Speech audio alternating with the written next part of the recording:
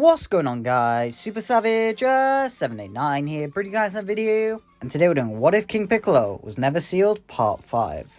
In the last part, we focused on Goku's adventures in space. But this time, we're actually going to focus on Earth for a while. Because despite our main characters leaving them behind, there's still a story to tell here. So, without further ado, let's hop into that story right now. After the Demon King's army left, the remaining human population celebrated wildly for a while before the idea of rebuilding occurred. Naturally, the smartest minds all come together to begin planning on how they can do this. The main people in charge of this would be Bulma, Dr. Briefs, and Dr. Gero, among others. None of them want to assume the role as leader, as they want to make tough calls collectively. They all need to contribute and do their part to help out. And for a while, everything is good. Buildings begin to get repaired, and joy finally returns to the populace. So our story is going to pick up about 5 years after Piccolo's departure from Earth. And for you guys who aren't too savvy about the Dragon Ball timeline, that puts us at pretty much the Android Saga. That's pretty weird. It's almost like it was planned that way. Oh my god. The council would be meeting, talking about different things and how well they've been going. Gero would decide to speak up, declaring that he believes enough time has passed. They should nominate a king to begin keeping order on the planet. Someone who can make the tough calls when the others can't. It's clear that he's referring to himself, which really annoys Bulma. Before she can even speak, Dr. Briefs would laugh slightly, telling him that this nonsense isn't necessary. They're doing just fine right now. No need to ruin a good thing. Gero would bite his tongue, as someone else speaks up, agreeing with Dr. Briefs. This would be his son, and the blueprint for 16 in canon, Jibo. He then continues to talk about two twins, who have mysteriously gone missing, changing the subject to avoid his father saying something stupid. After the meeting, Gero approaches Jibo, telling him not to undermine him like that again. He knows he's right. Jibo tells his father that having him seize power would achieve nothing but stir up trouble. There's no need for that. Refuting this, Gero says that they need order to ensure that if those slugs return, they can stop them. If they had that before, maybe his mother would still be alive. Jibo doesn't dignify this outburst with a response, choosing to leave his father alone. That night, Jibo would be sat at a park, feeding the birds, when Dr. Briefs walked past. He was just taking his dinosaur on a walk, nothing unusual. He asks the young man what has him looking so glum, and so Jibo opens up. His mother was killed in the demon attacks, and ever since then his father is changed. Now he's obsessed with seizing control and doing what he deems as necessary for the planet. Dr. Briefs tells him that he's probably just doing all this because he's worried about Jibo's safety. As a father, he knows all about that.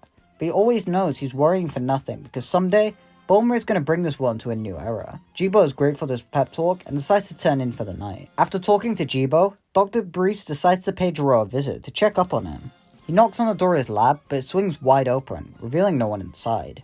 Confused, Briefs steps inside, calling out to the doctor. His dinosaur gets a bad feeling, beginning to get rowdy, causing it to crash into a desk.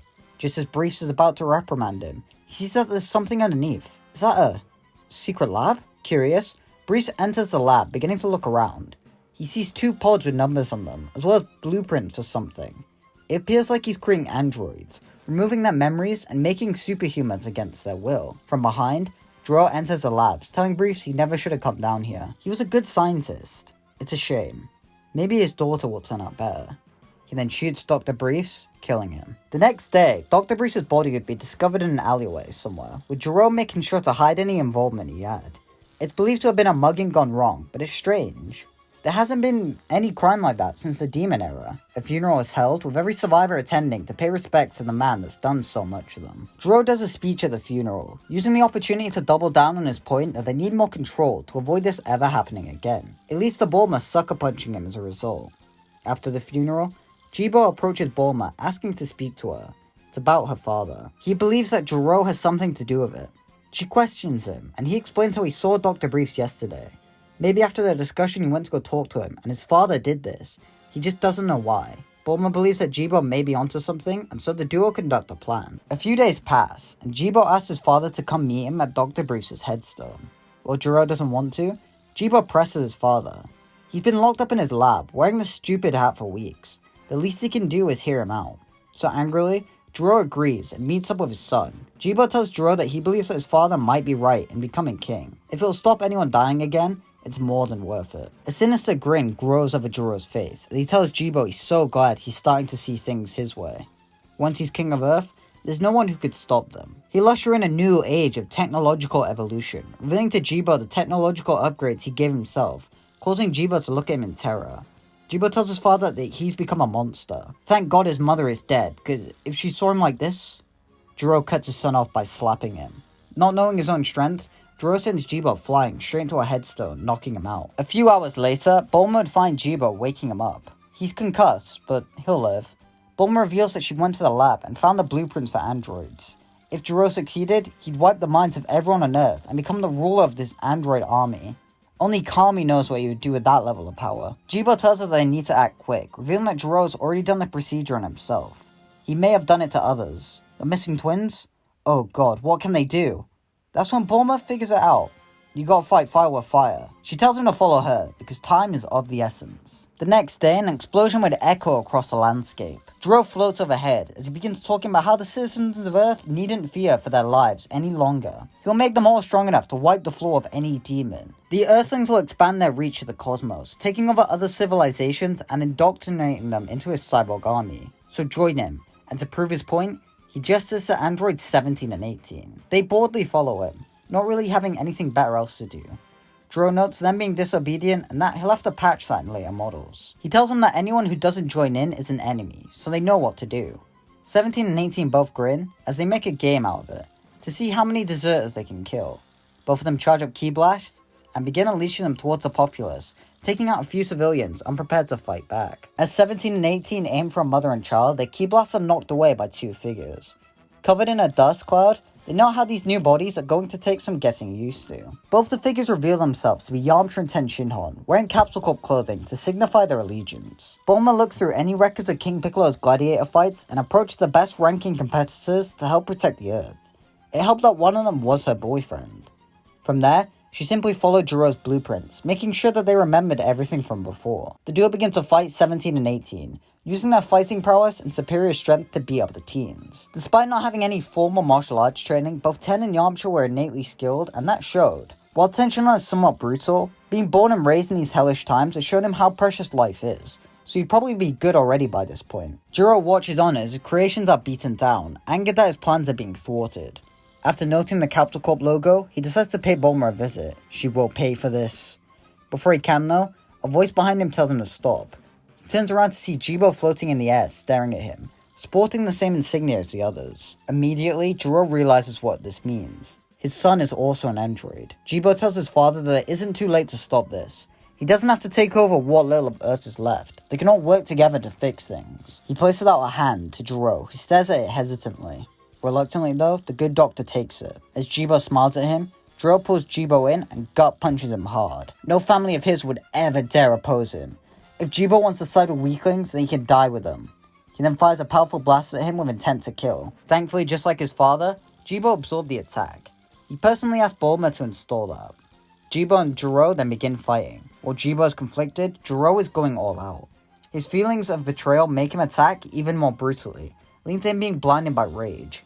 He fires powerful blasts, tearing up the terrain and hurting his son even more. Jibo tries to protect the environment and animals, only leading to him getting hurt even more. Back with the others, Yamcha and Ten would be using their fights to try talking to the androids.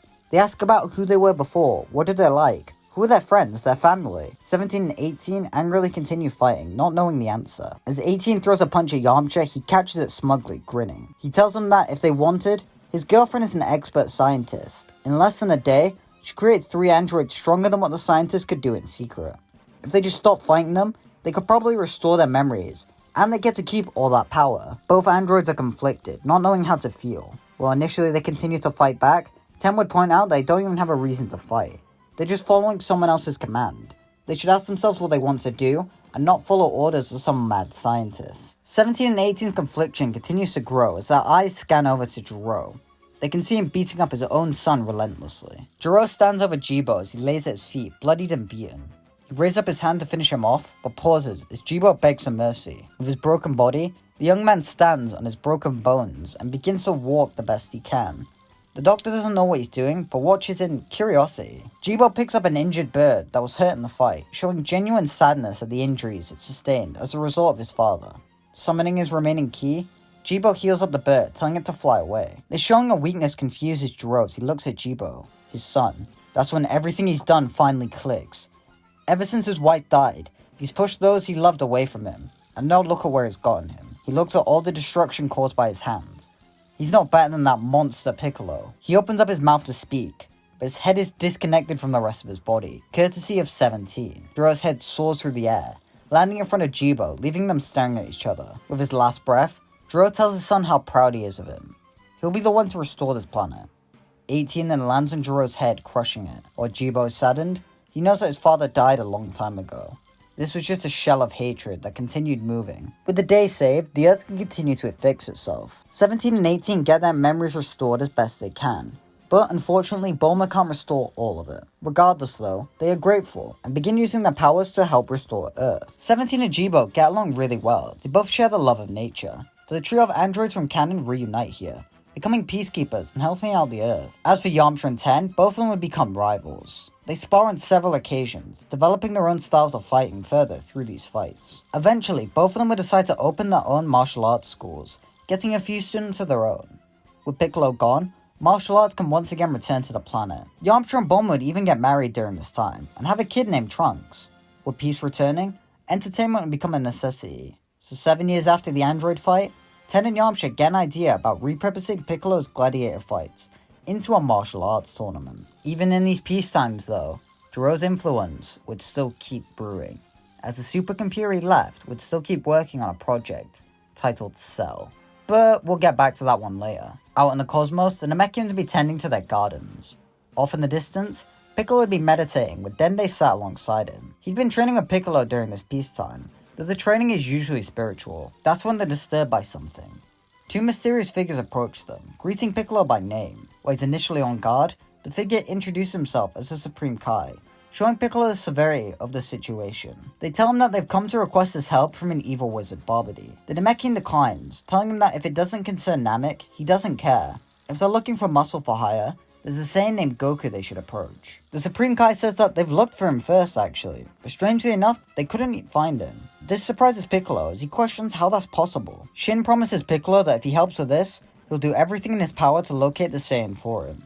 The Namekian looks stoic as he ponders this. He tells Dende to gather the crew and have them on high alert.